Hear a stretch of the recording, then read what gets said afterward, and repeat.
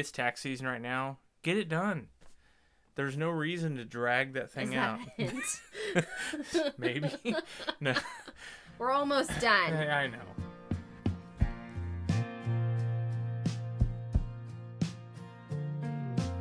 Society's family unit is in crisis as less and less people are making the commitment of a lifelong partnership together.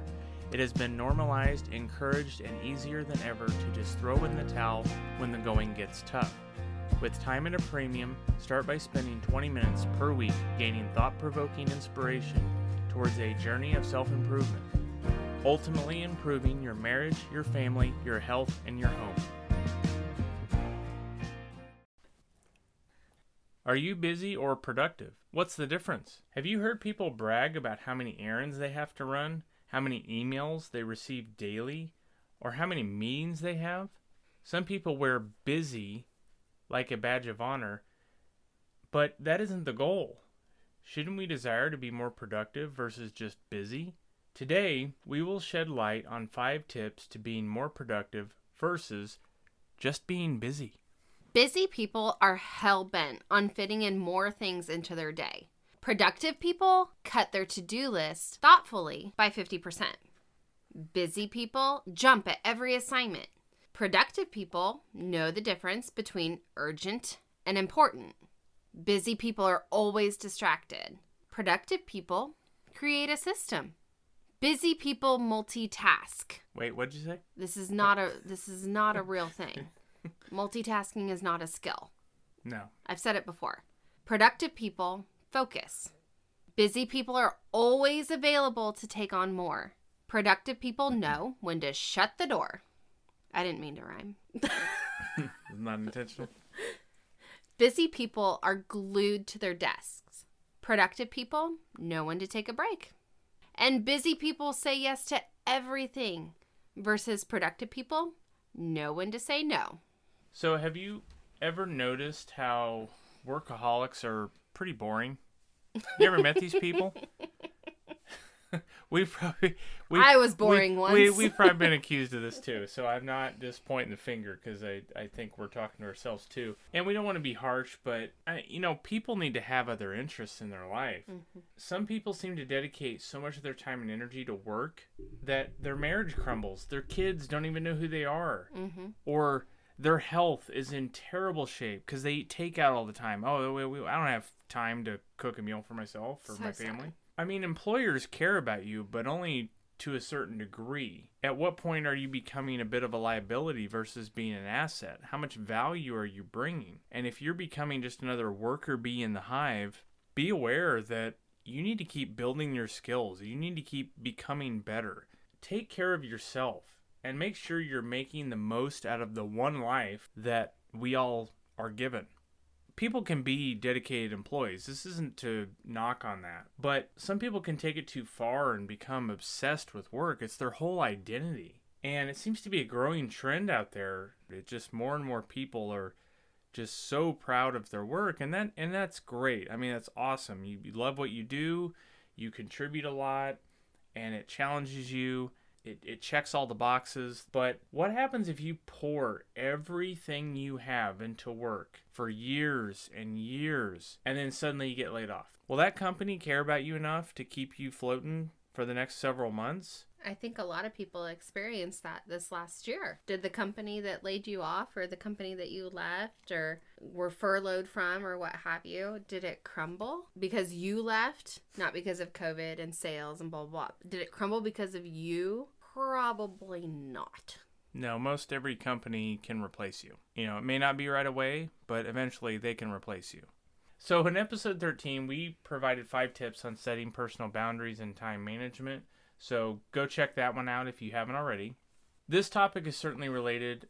We wanted to go a bit deeper because it's something we battle with every day, and it's very personal to us. It's become more personal because we see this a lot. We get stuck in this trap too. Less so now than before. Yeah, I would agree But with we that. still get stuck in this trap. Something we noticed is that a lot of busy people and people that are busy all the time, they're constantly busy. There's constantly so much going on, right? They love the importance of feeling busy. Mm-hmm. They even use it as a bit of an excuse, I wonder at times, to not be getting other things done that may be a bit unpleasant. Even things that you know you should be getting done, like taxes. Nobody likes going through taxes and doing that, but it's tax season right now. Get it done. There's no reason to drag that thing out. Maybe. No. We're almost done. I know. But is being busy a cover-up for not getting the meaningful stuff done? I find myself doing this at times too. Like, oh shoot, I gotta unload the dishwasher, and oh, I better go over and respond to these emails real quick. You know what? Those things can wait. Mm-hmm. I have bigger things that I should be worrying about right now. So this is about having priorities versus having just goals and a bunch of tasks to check off. I'm really bad about that, about checking off the little wins, I guess, versus the big things that I need to focus on. Even being at home, it's like, no. If I'm going to work, I need a solid 2 hours of uninterrupted focused time. And if I don't feel like I'm going to get that, for whatever reason, kids, nap schedules and stuff like that, I'll just go ahead and move on to the little tasks like dishes and make the bed and prep dinner and, pick up toys and all these little things, which are important and great. But at the same time, it's okay if those dirty dishes sit in the sink for a little bit. Like at the end of the day, with work or home life, what are the things that absolutely have to get done? What are you going to get in trouble for? What are you going to drop the ball on if you just absolutely don't get something done today? Is it making the bed?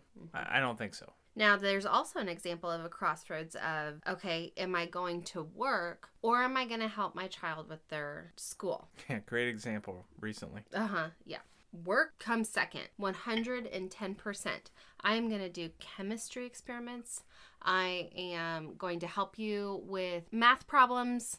I'm going to make sure that you understand these social studies concepts and so on and so forth before I even open my computer. That is priority number one, is our children's education. The main thing to remember is, what is number one in your life? All these people, oh, I love my family. My family is number one. They're so important to me. Are they? Are they? Or are you out the door at 7 a.m. and not getting home till 7 o'clock at night? Are you putting a hot meal on the table? It doesn't have to be every night. It doesn't have to be gourmet either. Yeah. It could just be that meal time where you sit and talk together. But we had times in our past where it wasn't just the work hours, it was the after hours where we were texting with our friends at work. Work colleagues. I use that lightly because it's amazing how quick that disappears if you don't work at that place anymore. We would get sucked into that stuff too. Our minds wouldn't be on our family. We were still thinking about work, or at least the work people that we were around. Then we want to go out with them after hours and do other things, and it just takes you away from what your real priorities are, because then, as alluring as that can be for a short time, a little bit later, that suddenly can disappear. Mm-hmm. Now what do you have left?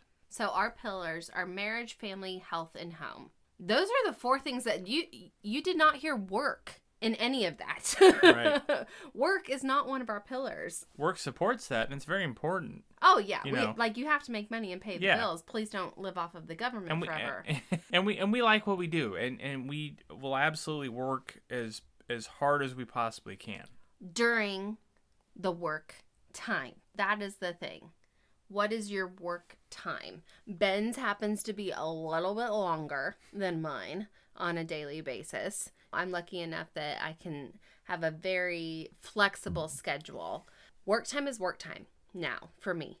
Family time is family time now for me. Marriage time is marriage time. Health time is health time. And that is super important to remember and to distinguish and to not mix the two. For example, I write down 3 things a day that I need to get done for work. That's it. Anything else that comes up, nope, sorry, can't quite get to that today. It's going to have to wait until tomorrow. People value that. People understand that. My time is valuable enough that I get to dictate when I work on something and when I don't. Because these are the 3 things that I've picked for today. And the rest, once those are done, The rest of it is my family and my marriage and my home and my health.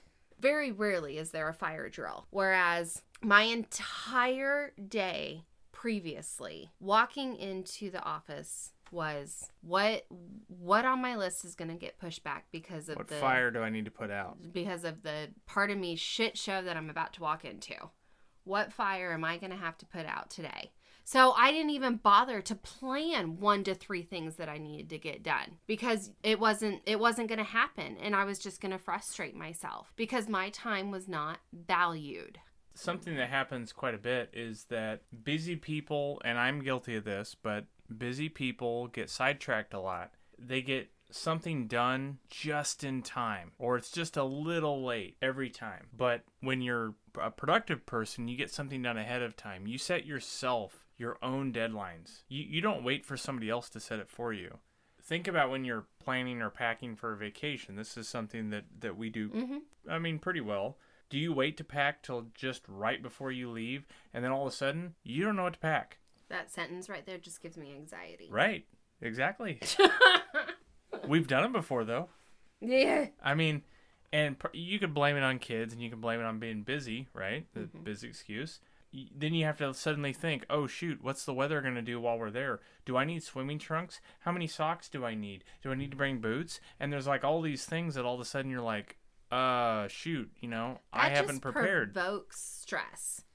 The anti-planner just provokes stress. Case in point, so we're coming up on our son's 1-year birthday. Obviously, we knew this day was coming. It wasn't a big thing. So, and with all birthdays, not just this one, we start planning well before. I make a list in a Google Doc of what I have, what I need, and all of that. And it's all done before. Wow. What a flipping concept. Because otherwise, I'm going to be spending the day before or day of my son's birthday running around trying to gather all this stuff and gather my thoughts. How is that productive? Versus, I don't know, spending my son's birthday with him and not dragging him around to a bunch of stores to pick up all the crap I forgot? What a concept. Now we'll just really quickly talk about 5 tips that we see for improving productivity. This is about creating a system for yourself, even down to the most mundane tasks like checking emails. And I'm very, very, very guilty of this. If you're a productive person, you reserve time in your calendar to check your inbox. Now, that doesn't mean you completely ignore it, but I'm guilty of compulsively checking my inbox to make sure I'm not missing something. If something's that important, someone will give me a phone call. They won't just send me an email. Have I trained them that I'm just going to respond to every single email that comes through right away? What does that say about my time? It must not be very valuable. I must not have a lot going on if I'm just always available. But the 5 tips that we have for today is to, number 1, don't forget to take breaks. Okay, this isn't about procrastination. Remember to take a breather every now and then and clear your head. Come back with a fresh set of eyes on something. I'm guilty of this sometimes. I get so focused on a task that I forget, okay, I need to step away. I'm actually being counterproductive right now. Number 2, focus on the more difficult work during your peak productivity times. What does that mean? So that means some of you may be really good in the morning where your brain is just on it. You're focused. Nope. You've had 3 cups of coffee. And well, yes, but nope. Or maybe you're more productive at night. Maybe you're more focused for whatever reason. Most people aren't. Most people are more productive earlier in the days. But some people are. Some people are better at 1 o'clock in the afternoon. What is that time for you? What's the best time mentally that you can do the problem-solving, creative, hard to do, like I need a lot of focus type of task? Block that off in your calendar. Okay, so number 3, third tip. Remove distracting apps on your phone or your computer. This is really simple, and I know this may not be groundbreaking, but get rid of all the notifications. I have an Apple Watch, I have a phone, I have a laptop all sitting here, and I can tell you, it's so distracting, but that little try it. Red circle with the number. Yeah, I've turned all of them Turn it off. Just don't have all the notifications. It's so distracting. That applies to the personal life too. That's not just work. There's nothing worse than trying to talk to somebody about something personal, and all of a sudden they get a buzz, they look down their phone. The message to you is you're not important right now. This is more important. This is more urgent. Don't let it distract you from what you should be doing. I'm very guilty of this, but turn off the notification window on your Outlook when it pops up with an email. Try to get rid of the noises, whether it's the whistle or the buzzing sound or the bell or the ding or whatever you have on your phone. Try to get rid of that. You can check your phone every so often. You can silence people. Do you realize that? Yeah. Like, you can put people on Do Not Disturb. You don't have to put your whole phone on Do Not Disturb. You can put people on Do Not Disturb. Yep. Use the technology we have at our fingertips. Well, and that applies to number 4 on this list, is to also get rid of some of the apps, or maybe log out of these things if you have to, but you may need to get rid of these altogether. Don't spend too much time on what they call the infinity pool apps, the ones where you get stuck in an endless string of scrolling or going through video after video after video. We all get sucked in. Facebook, your Instagram, YouTube, your Pinterest, and your YouTube. Where you just keep going from the one to the next. Big slingers out there. Next thing you know, it's like, oh, it's 11:30 and I need to go to bed. And number 5, we've talked about this before, get more proactive with your time. Think ahead. How do you set time aside in advance and anticipate some of the distractions? Anticipate the fact that things may take longer than you think. With some practice, this really can get better. So how do you balance work and play? So the solution is to intentionally plan out regular and repeating work and play periods. You work uninterrupted for a set amount of time and then take a break for a set period of time. And then the cycle starts again. It's easier to stay focused when you know your work session won't be interminable and exactly when you'll be getting a break. And you can actually enjoy your break knowing that you've earned it. This is something that I actually do quite often throughout the day. I'll work for 30 minutes and then play for 2 hours. Mm-hmm. Because I can. But no, the weather is getting nicer. And so in the morning, we stop and we're like, hey, let's look at the weather for the day. Okay, The high today is going to reach it at about 2 o'clock. Block it off. Block off 2 o'clock. First thing in the morning. Move meetings if you have to or something. Because we know, yay, we get to play from 2 to 3. We get to go on a walk and get some vitamin D and some sunshine. You should absolutely keep a to-do list of some of the distracting times. Like, keep a little notebook and just write down the little things. Oh, I need to pay that bill. Oh, I need to throw the laundry in the washer. And whatever it is, just keep a short to-do list of it's okay things to have you can lists. do. Oh, yeah. It's totally fine to have lists. It's encouraged to have lists. Absolutely. But that doesn't mean you do it right then and there. But you need to prioritize them. You can't just write down a brain dump of absolutely everything in the universe that you could possibly get done in one day, because you won't get to it all, and then you'll push it to the next day. Mm-hmm. It'll just keep getting pushed. Things will keep getting pushed. You need to prioritize and get those big things done. And if you work at home, your break time can be used for household chores, like we were saying, and you can really find that it's actually more satisfying when you're on the clock and you got to run over real quick and you got to unload the dishwasher, or you got to wash those bottles or change a diaper, or I have to go make the bed, or whatever the case is. It actually doesn't, it's not too cumbersome when you're in between work tasks. Even if you work out of the home, how can you change your schedule to make sure some of that stuff gets done? For instance, when I worked out of the home, I got an hour lunch break and I came home. Did I eat lunch during my hour lunch break? No. Did I take a nap during my hour lunch break? No. Did I sit down and watch trash TV during my hour lunch break? No. What did I do during my hour lunch break? I made the bed if for some reason I didn't get to it that morning. I unloaded or loaded the dishwasher depending on what I needed to do, switch out or fold laundry, and prep dinner in an hour lunch break. And then you know what? The night before, I had already prepped my lunch that I could easily eat in my 10-minute drive back to the office. Nobody needs an hour lunch break to eat. Get other stuff done so that when you and your family get home at 6 or whatever at night, you can be with your family and you don't have to do all that other stuff. So if you're sitting there taking a power nap on your lunch, or if you are watching trash TV on your lunch, get up and do something else to make yourself less, quote unquote, less busy. Tell me how you really feel. Don't hold back. Don't sugarcoat it. Passionate about this topic too. I know. I hate the busy sickness. Yep, it's the busy excuse. It's the person who's always late. They're always behind. They always have that reason why they couldn't get that done. Well, you know what? At some point, it really is just an excuse. It's not a very good reason anymore. So the bottom line is to work when you work and play when you play.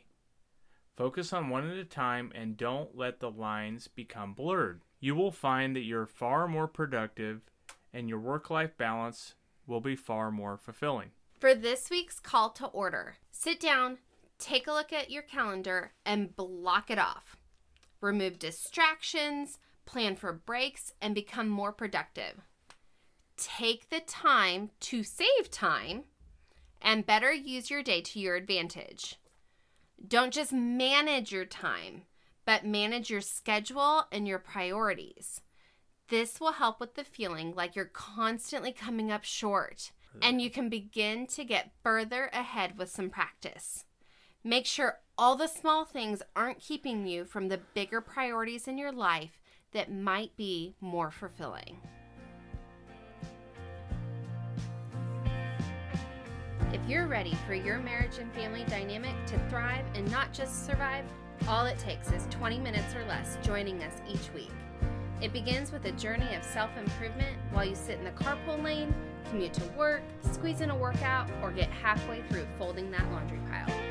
Be sure to check out the blog at thefamilyorder.com and follow us on Facebook at The Family Order. If you're ready to start your journey, be sure to click subscribe so you don't miss new episodes every Monday.